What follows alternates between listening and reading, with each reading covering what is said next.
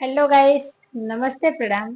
मैं आपकी रूबी प्रजापति अपने यूट्यूब चैनल पे सभी दर्शकों का स्वागत वंदन अभिनंदन कहते हैं। दोस्तों, आप लोगों के बीच में एक छोटा सा आज जितिया माता का कथा लेके आई हूँ और आप लोग फुल वॉच करके देखिएगा और हमारा कथा कैसा लगा वीडियो में जरूर कमेंट में जरूर बताइएगा। तो आइए सुनाते हैं। सबसे पहले जितिया माता के चरणों में प्रणाम। प्रणाम को स्वीकार करो और जितने लोग YouTube के माध्यम से देख रहे हैं, सुन रहे हैं हमारे कथा को, सभी के चरणों में कोटि कोटि प्रणाम। हमारा प्रणाम स्वीकार करो और जिस धरती पे बैठे हैं उस धरती माता के चरणों में प्रणाम। प्रणाम को स्वीकार करो। तो हम अपने अवधी भाषा में ही आप लोगों को बताएंगे, कहेंगे कथा को, और हमारा कथा कैसा लगेगा कमेंट बॉक्स में जरूर बताइएगा।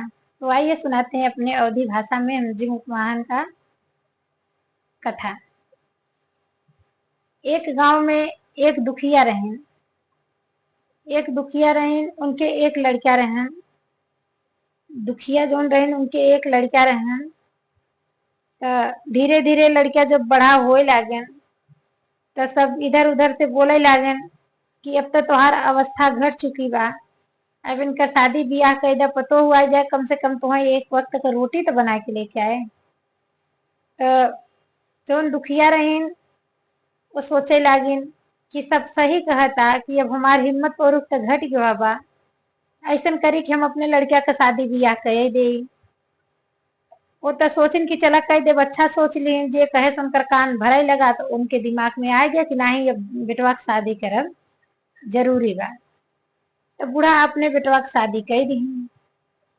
जब अपने बेटवा की शादी कर दी तो बेटवा कमाए धमाए के लेके आवे तो पतो खाना बनावे। जब पतो खाना बनावे तो बुढ़िया के खाना दे खाए बदे पतो बड़ा नेवर लागे।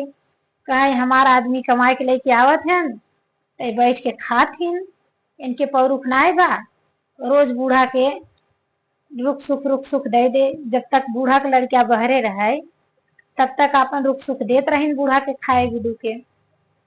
तो एक दिना जब आदमी काम पे से आए, यानी बूढ़ा बेटवा जब आए तो पतो कहता एक बात कही मनबा। तो कहन हाँ हाँ बतावा, काहे कि न मानब, तोहार बात न मानब तो केकर बात मानब।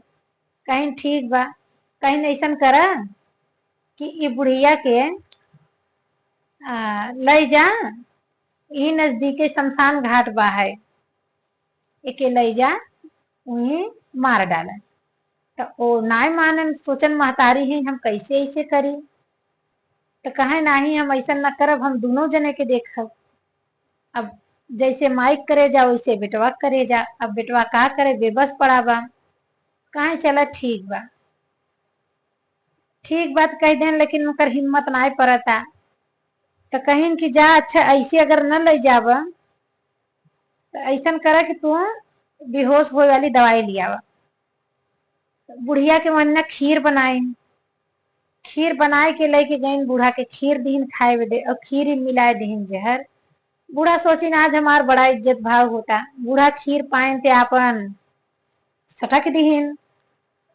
कहीं पतोहू आज आज तो बहुत बढ़िया खीर बनी बा। कहीं हाँ बूढ़ा।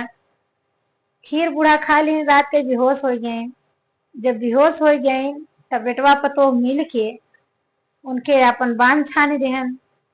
बांध छान के लेके गए शमशान घाट में धैया।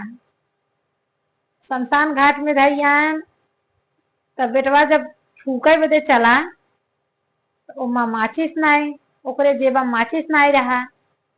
तब माचिस आने बदे घरे चला आए कि अगर हम जलाओ ना तो बुढ़िया हो सका, तो फिर हो से आवे तो फिर घरे चली आवे, तो छोड़ के जाब अच्छी बात ना आएगा।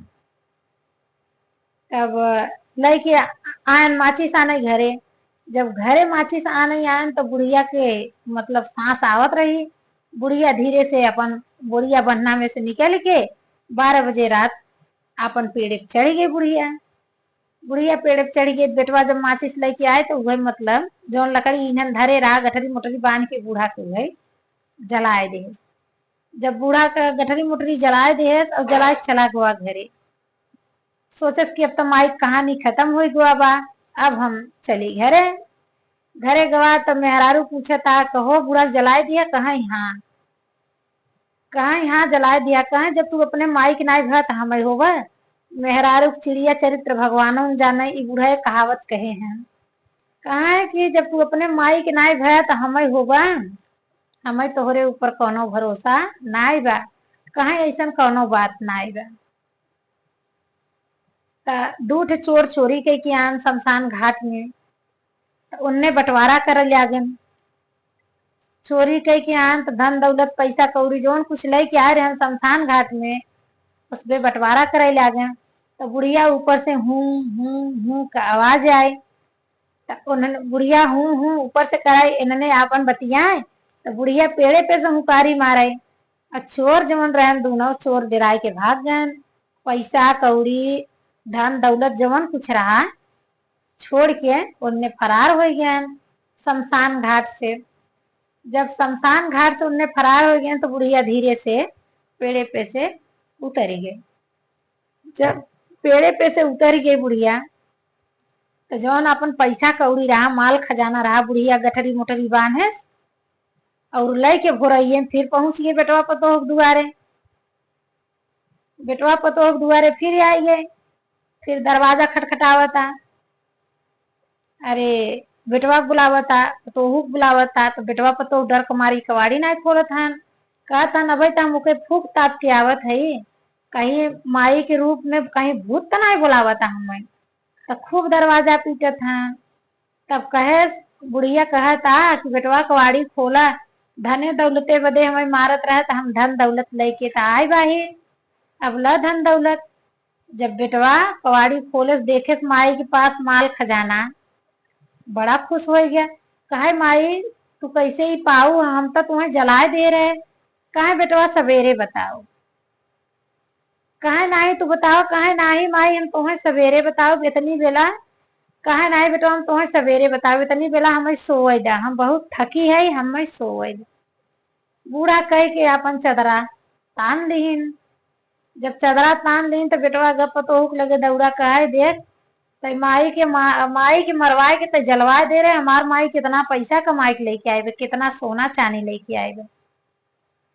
लालची पतो रहबे की कहे हे जब बूढ़ा बुढ़ाई दाए शमशान घाट से इतना सोना चांदी लेके आहिन, हम तो जवान है हमहू के लेके चला, हमहू के जहर पियाए देता और हमहू के ले चलता फूक देता और हम मजे का हम जवान है हमसे मजे के उठे, हम लेके आओ मजे के सोना चांदी।